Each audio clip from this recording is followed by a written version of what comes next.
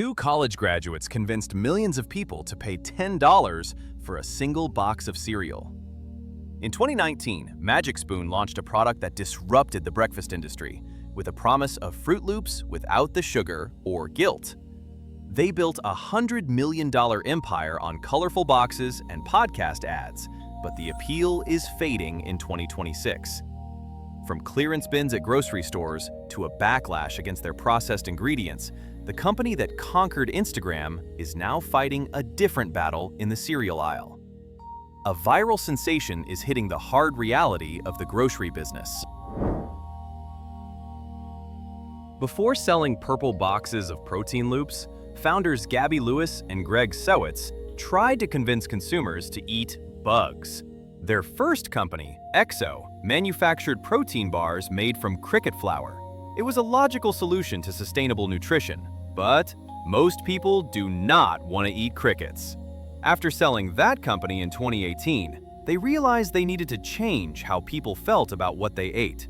They looked at the cereal aisle and saw a graveyard of sugary nostalgia. Adults missed the Saturday morning ritual of sugary bowls, but hated the carb crash. The founders decided to sell a time machine rather than health food. They packaged whey protein and sweeteners into bright boxes that looked exactly like the ones children begged for in 1999. Anyone listening to podcasts between 2020 and 2022 likely knows this brand because ads were inescapable. Magic Spoon saturated the audio landscape by sponsoring everyone, from Tim Ferriss to comedy shows, and spending millions to reach millennials. The strategy was aggressive and strictly direct-to-consumer. Customers could not find Magic Spoon at Kroger or Walmart and had to buy a 4-box bundle online for $39. This exclusivity created a club-like atmosphere. Controlling the channel allowed them to capture customer data and avoid the low margins of grocery retail. It worked, as they sold millions of boxes in their first few years without ever stocking a shelf. The direct-to-consumer model concealed the high cost of the product. At $10 a box, Magic Spoon was roughly 3 times the price of General Mills or Kellogg's cereals. Online marketing masked this with bundling and free shipping offers, while framing it as less than $2 a bowl. This justification compares a bowl of cereal to a Starbucks latte or a protein bar, rather than its actual competition. Once the initial novelty wore off, customers realized that spending $40 a month on cereal is difficult during high inflation. As the economy tightened in 2024 and 2025, that $10 price tag shifted from a premium wellness investment to an unjustifiable luxury. A high price creates an expectation that the taste must be flawless. The most common complaint plaguing Magic Spoon involves the texture. To replace sugar and grain, the company uses a blend of milk protein isolate, allulose, and monk fruit. While the protein content is high, the texture feels artificial. Thousands of reviews describe a strange phenomenon where the cereal turns into a gummy paste that cements itself to molars.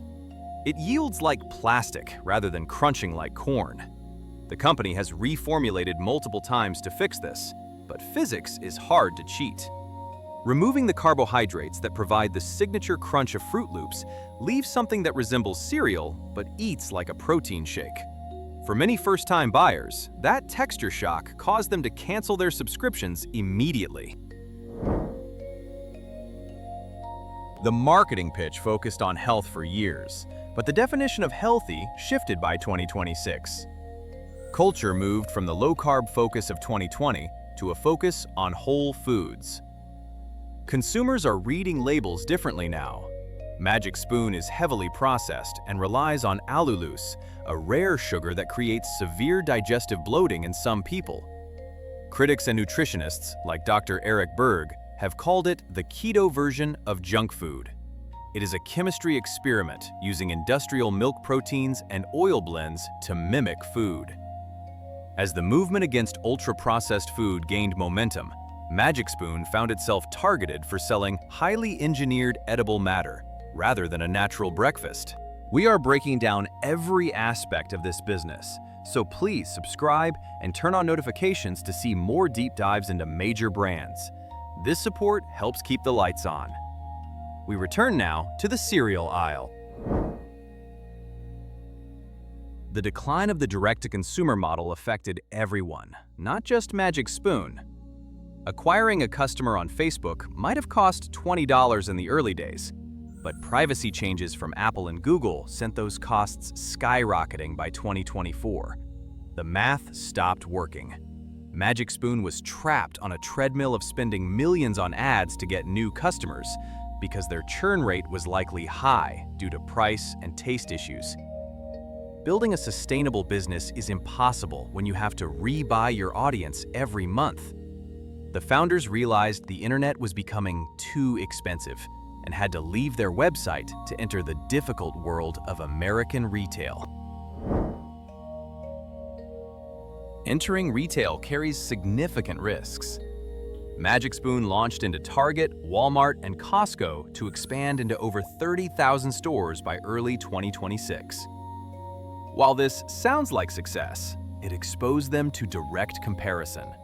Magic Spoon is the only option on their website, but on a Target shelf, it sits next to a $5 box of Special K and a $9 box of Catalina Crunch.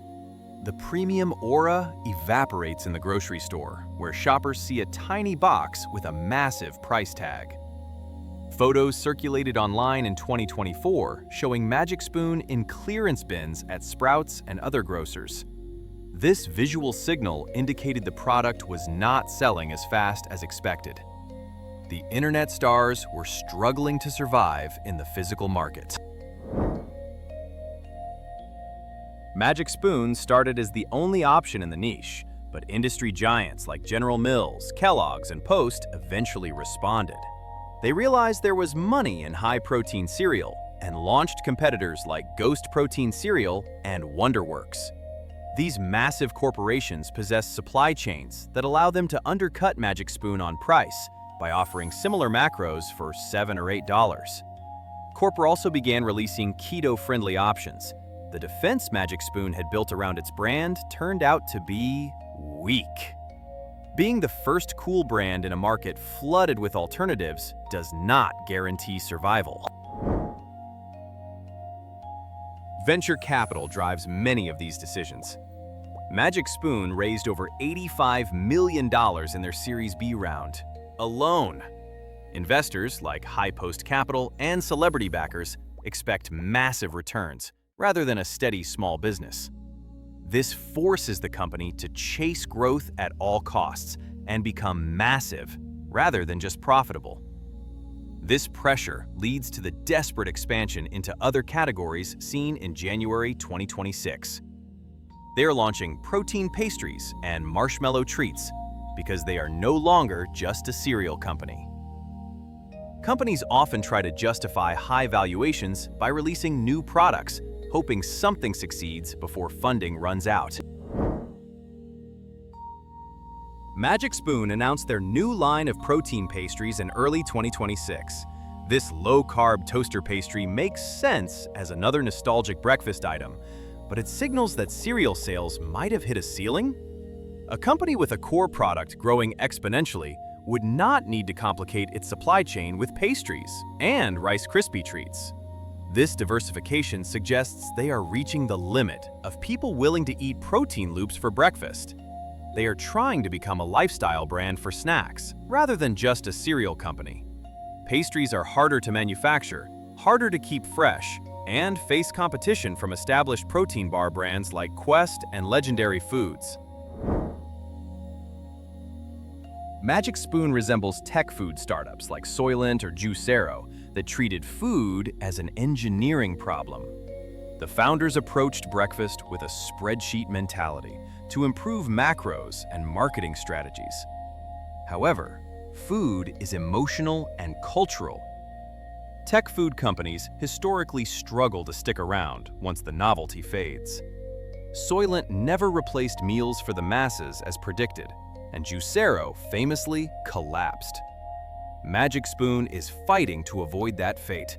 by proving they are a real food brand, like Cheerios, rather than a venture capital experiment. The transition from tech hype to pantry staple is a difficult challenge in business. Grips Intelligence reported a revenue dip entering 2025, though the company claims retail momentum is strong. They are neither bankrupt nor disappearing. The period of untouchable viral growth is definitely over. They have become a normal company, facing supply chain issues, ingredient costs, and fierce competitors. The days of generating revenue easily with colorful Facebook ads are gone. Now they must survive on thin retail margins, making pennies per box. This shift represents a normalization rather than a collapse. They came down from Silicon Valley valuations to land in the difficult reality of the grocery business. People continue buying Magic Spoon despite the price and texture because the problem it solves is real. Adults want to be children again, but their bodies will not allow it. The desire to sit in front of a cartoon with a bowl of sugary loops is powerful. Magic Spoon sells permission and a loophole. The psychological relief it offers is worth $10 to millions of people, even if the product is imperfect. They tapped into a deep generational longing that transcends logic. A market for healthy junk food will exist as long as people feel guilty about eating sugar, but sad about eating kale. Magic Spoon demonstrated that great branding can disrupt a legacy industry, but they are also showing that hype expires. They are no longer the cool new thing in 2026 and are just another box on the shelf, fighting for attention. Time will tell whether they become the next Kellogg's or fade away like other direct-to-consumer favorites. Subscribe to the channel to catch the next deep dive into the brands that shape our lives.